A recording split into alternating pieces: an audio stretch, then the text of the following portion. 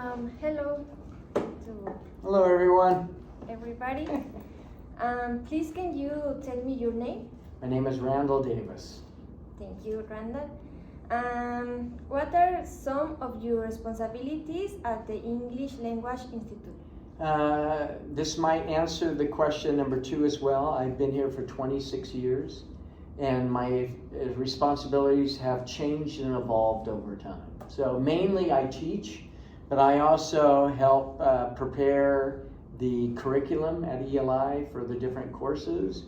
I've had responsibilities in helping with teacher training, professional development. I've worked with language assessment. So a lot of different things in terms of the classroom instruction. Yes, that's interesting.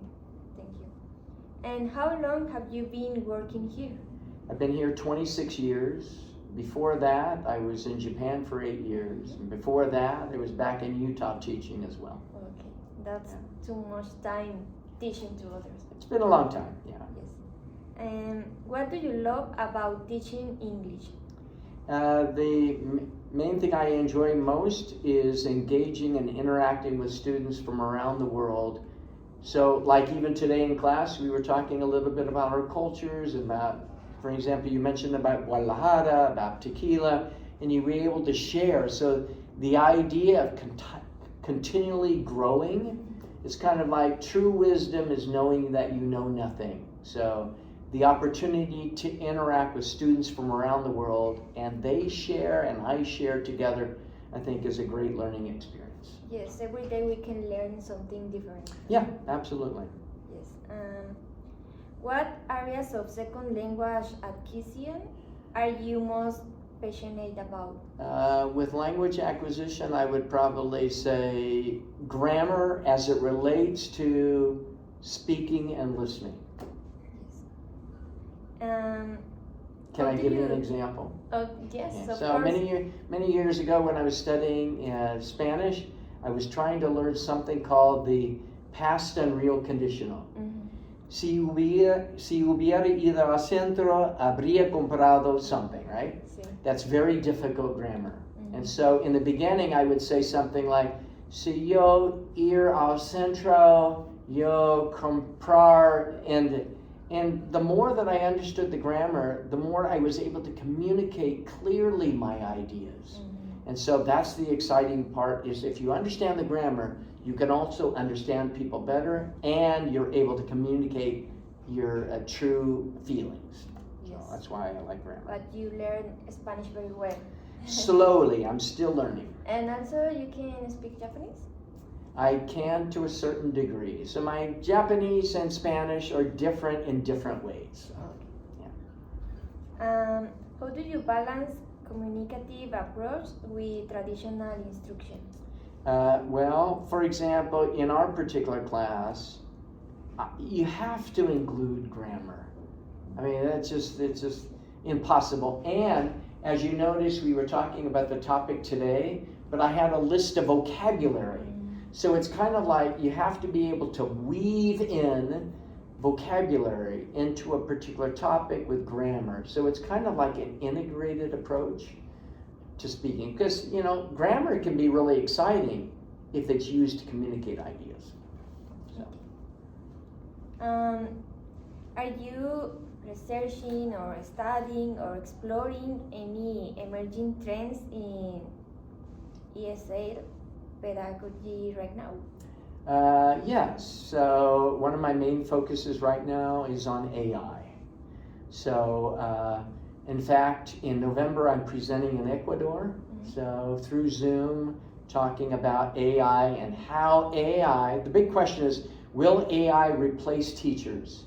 And it will replace teachers in certain ways, but other ways it will not. So I'm interested in how AI can assist in different ways and in ways it cannot. Okay. How do you collect data or information in your classroom? Depends on what kind of area I'm focusing on. So for example, even in our class where I went over the test today, What I'm interested in is in finding out of why students are answering the way they did. The one question was about reading to children in school. So it's important for students to be able to see the data. It's important for students to understand how they can arrive at good answers. And if sometimes I see a problem on the test by analyzing the way students respond to questions. And I think every teacher should do that, should analyze what they're doing. Do you collaborate with others, researchers, teachers, or institutes? Yes, and I think I mentioned that. So in terms of colleagues, so I don't know if you know Russ. Do you know Russ? He's one of our teachers here. He and I are presenting in Ecuador in a month. Collaboration is key because we don't live in a vacuum. We must learn and grow. So I've been in Mexico many times. I think I mentioned to you, I've been to Guadalajara, I presented, in Mexico City, I've been there. I've been in Tampico, Monterrey, and every time I'm going to meet with teachers and institutions where we can collaborate and learn from one another. I mean, any teacher that says, okay, what we understand is really important to our growth and to acknowledge what we don't know. So a lot of teachers are interested in saying, I've taught for 35 years, but that doesn't mean anything to me. And now you're wanting to become a teacher, right? Yes. Some of the best teachers are the ones that are just starting the profession. And I think for me, I've taught for about 37 years, and my best teaching, I think, at least in understanding my teaching, has been the last few years. So the first 20 years, I was trying to figure things out. So. Yes. Do you like investigation or something? When you say investigation... About some subject or... have you ever investigated something? Like done research? Is that what you're saying? Yes. So I've done a lot of different research. Right now I'm doing research on AI. So my research right now is how teachers view AI. Okay. Right now AI has a big problem where, do you know what the word hallucinate means? Yes. Yeah, okay. So AI, if you use AI often comes up with its own answers that are not correct. Yes.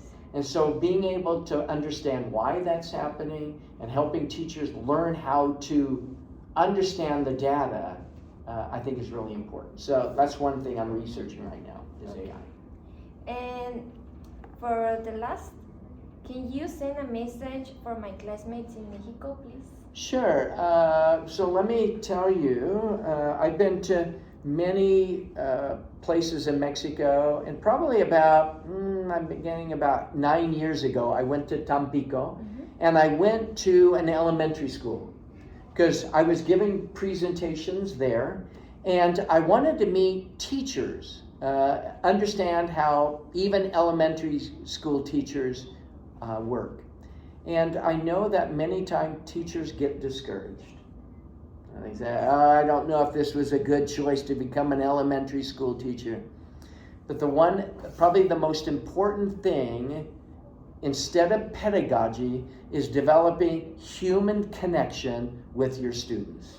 Yes. That is so important, because if you see a student that looks discouraged or is sleeping in class, many times there's something else that's going on in their lives that needs to be addressed. So my suggestion to you would be always try to give an emotional hug, in a way, to everyone that needs it, because teachers struggle too.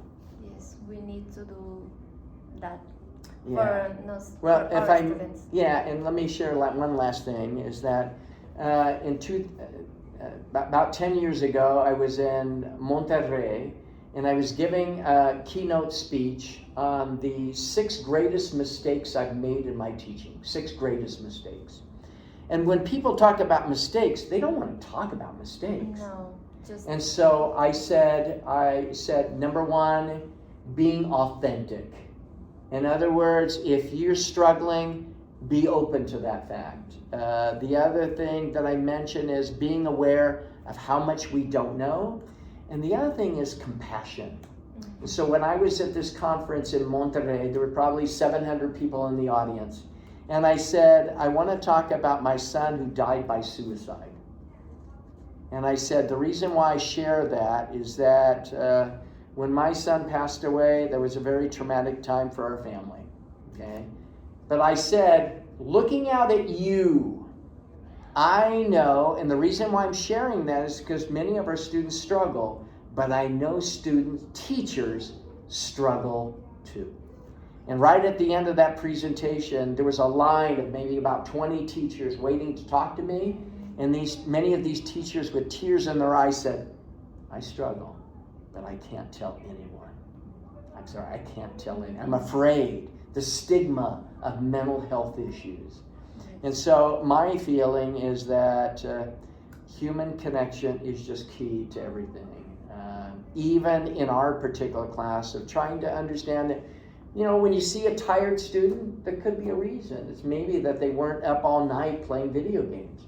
Maybe their father is sick in the hospital, and we don't know that. So human connection, authenticity, and to being open to your own struggles, I think breeds creativity and greater human connection. Yes, thank you for your advices. I think it's so important because we are learning, and I'm sure that we want to be good teachers with our students. Yep. So thank you for your support too, and for your words. Well, great. Well, thank you. Good luck, everyone. Yes. And it's been a pleasure. Yes, thank you. Yep.